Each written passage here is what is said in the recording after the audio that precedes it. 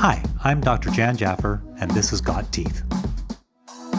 So today I'm talking with Dr. Jodi Gergely. Jodi has been a friend of mine and part of our business for the last 15 years, and so I'm excited to learn a little bit more about taking care of crooked teeth in kids, and what does that even mean? So, one of the things that I've seen over time is it seems like teeth are getting more crooked. Kids are having more problems with, straightening of teeth than we've seen in the past.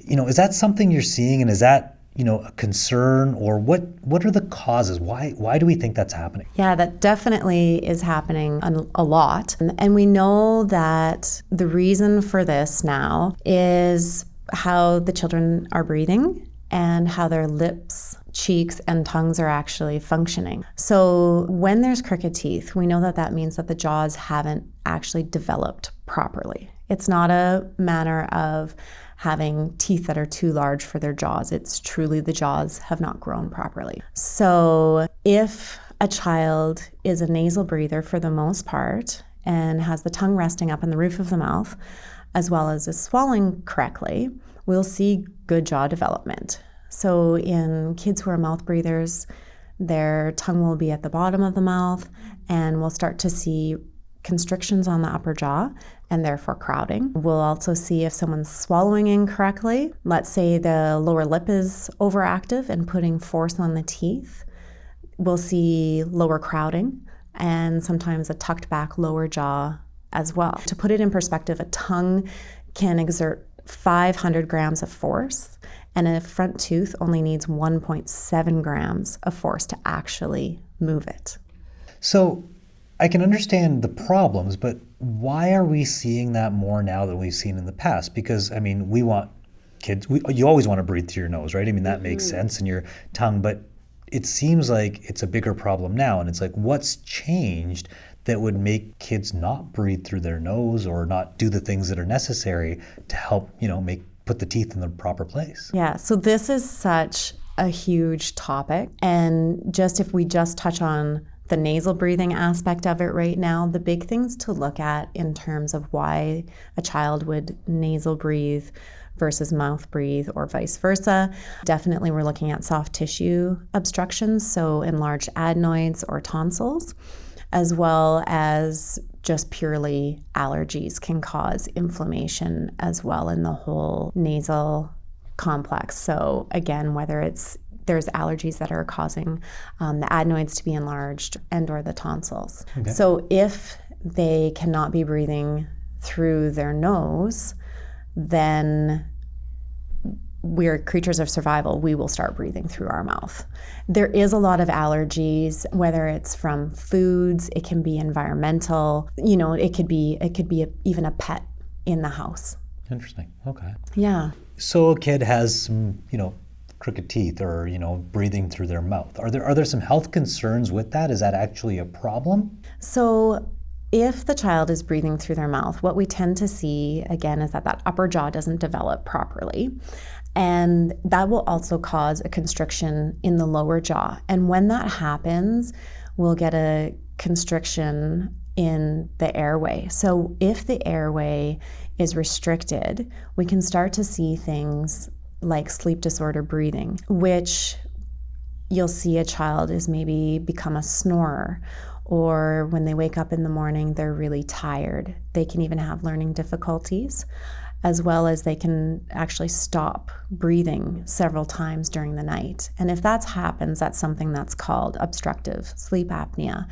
And that typically would follow them through life and can have really quite detrimental effects on your health into adulthood. I know that adults have that, but that actually can be a problem for kids as well. Mm-hmm. Yeah, definitely. Interesting. Yeah. I know that diet and nutrition does play a role in the way that our mouths also form, right? We talked about breathing, but there's also another aspect of it. How does diet and nutrition affect, the way our jaws are forming?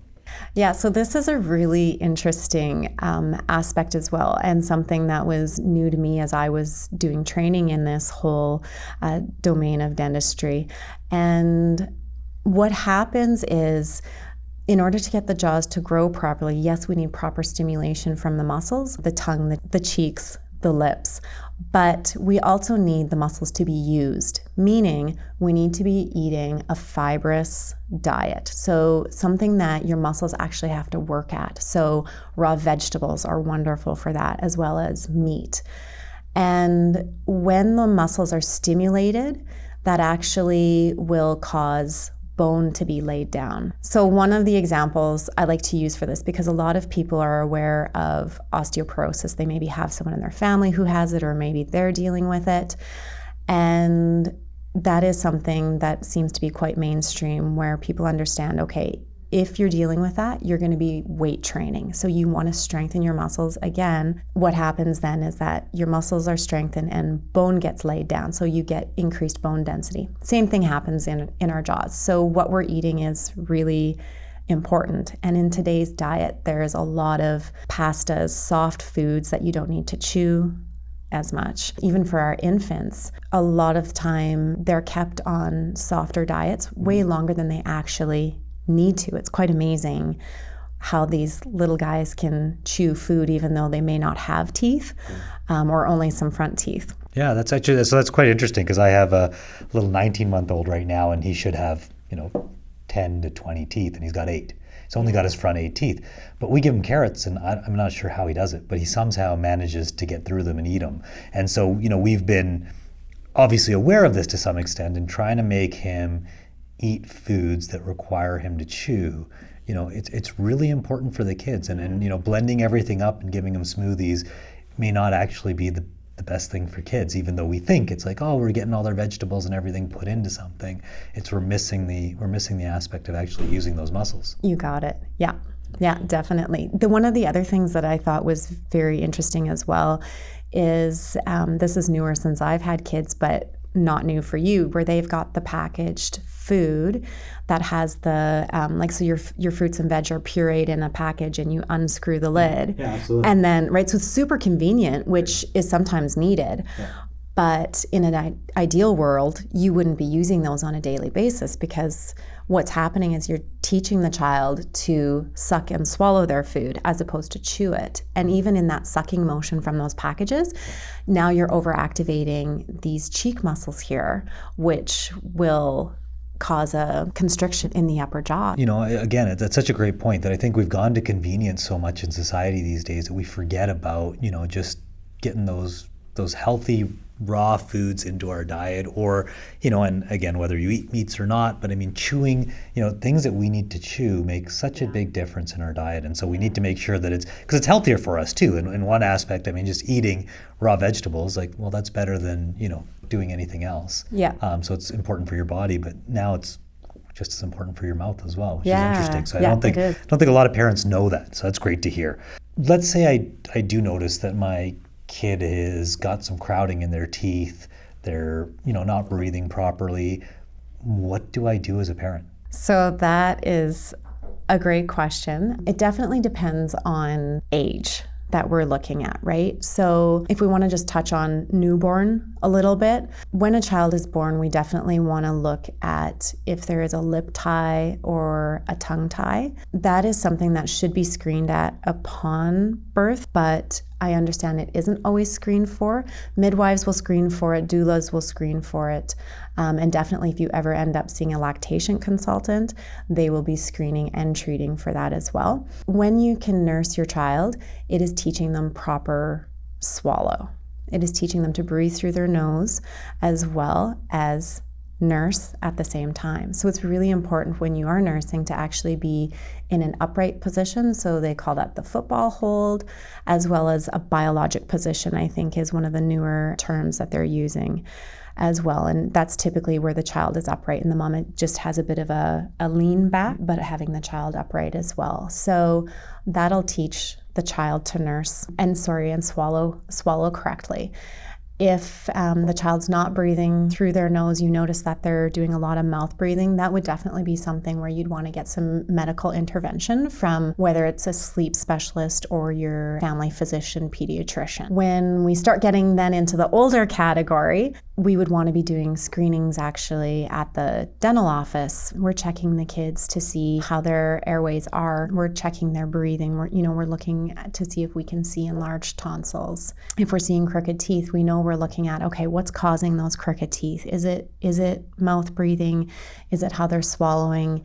Is it how their tongue is postured? So we do a full kind of assessment and screening on that for them. So when are you looking at that? Like, when is the right time to start looking at that? Because I know you've taught me some of this stuff as well, is that, I start to look at kids' tonsils when I see them in the chair, which is something that I would have never really done before, or not as much before, but understanding that how important the tonsils are, not just part of the mouth, but, for the breathing and for the development of the jaw, the tonsils can actually make a huge difference in their sleeping, which, is part of some of the issues that we're seeing. So when are you starting to screen for that, in terms of looking at it? And then once you see a problem, like, when do you actually start dealing with treating solutions? Yeah. So ideally, especially with growth and development, you want to screen as early as possible, because you always want to get the growth and development on track the way we were genetically programmed to grow as soon as possible. So in my office, we screen anytime a child comes in. So whether that means they're an infant, 2 years old, 5 years old, 8 years old, we will always be looking at these things. Our typical treatment time is more based on compliance of the child. So it can vary in age. I actually started my little guy on treatment when he was 3.5, but he's a very, very easygoing child. So that was very simple for me to actually do. Sometimes we'll start treatment a little bit later, not because it's necessarily beneficial to start later, but because we need to be able to get compliance from the child. And so when you say start treatment, on a 3.5-year-old, what could you possibly be doing? Yeah, so for the little ones, we do actually have appliances that we use. I use what's called MyoBrace appliances. And this is it's a series of removable appliances.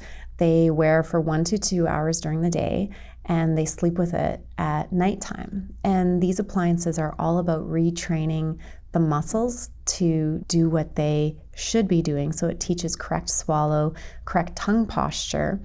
And then with that, we'll see changes in the jaw growth and development just naturally all on its own. It's quite amazing. So these are quite simple then, right? Because you're not putting something big into the kid's mouth that they're having trouble swallowing and doing all those things. These actually help with the swallowing and the breathing. Yeah, so it's all about muscle retraining. So it is very interesting. And when I first saw them, I really had to wrap my head around what was going on. And the reason for that is because we're taught always to look at teeth, and we think that teeth need moving.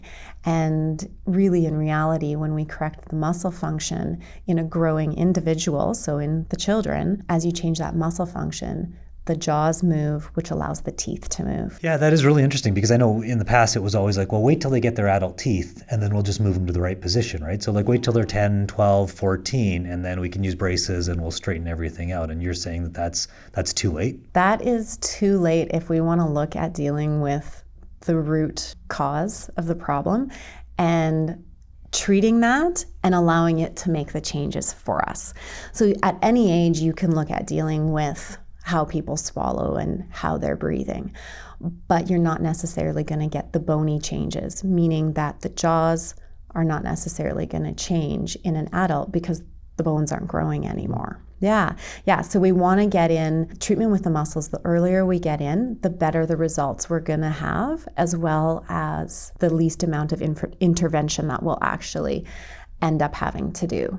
So if we can train the muscles early and we can get the jaws to the right position, does that change what happens later then? Does it make it easier down the road? Or what does that actually change treatment as they get into their 10, 12, 14 and older? Yeah, for sure. So what kind of happens is when we're able to do treatment early and we have the chance to be able to take advantage of that growth potential, what we'll see is things start sorting themselves out quite nicely.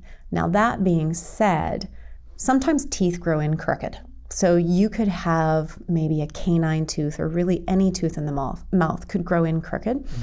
And by using these removable appliances, we aren't necessarily straightening teeth. But we're getting the jaws aligned, we're getting better jaw growth and development, so better airways for the children to breathe. And then when they're older, let's say the teeth aren't perfectly aligned and the child or the family desires to have perfectly aligned teeth, you can look at doing braces. And in that case, braces may only take 6 to 9 months to do treatment, or maybe even less if we're doing something like Invisalign, just kind of depending on what's all going on or how rotated a tooth is. But it often will also get us to the point where we don't actually have to do braces because we've corrected the muscle function, which has allowed the jaws to grow and has allowed the room now for the teeth to actually be in position. Right position. Interesting. Yeah. So you can actually almost solve some of the future issues by looking at things early. Yeah. So the early intervention is really important. Yeah. And I know that that's one of your passions, right? I mean, I know that one of the things that I've seen over time is that, just getting these kids treated earlier so that they can breathe and they can do all these things earlier is a huge passion of yours. And I love that because, I mean, it is important, right? I mean, if we can help kids do better, breathe better, eat better, I mean, their trajectory is going to be just so much better just in life because that's where we're setting them up to succeed. Definitely. So any last things that you want to add? Because I mean, I think this has been fascinating. I think a lot of parents will hopefully listen to something like this to understand what's important for their kids. But anything else you want to add? I mean, as a parent, what do you want people to take home with this so that they understand what's important?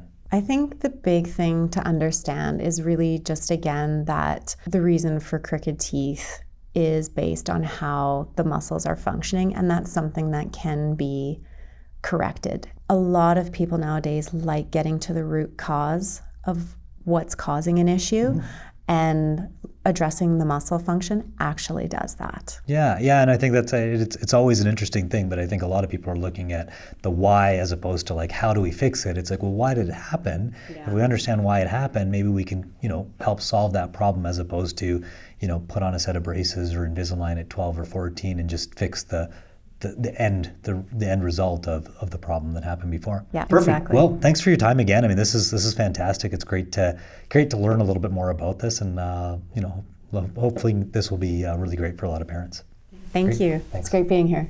I hope you enjoyed listening to the podcast. If you would like more information, please check out our website at www.trecdental.com or follow us on Instagram and Facebook at TREC Dental.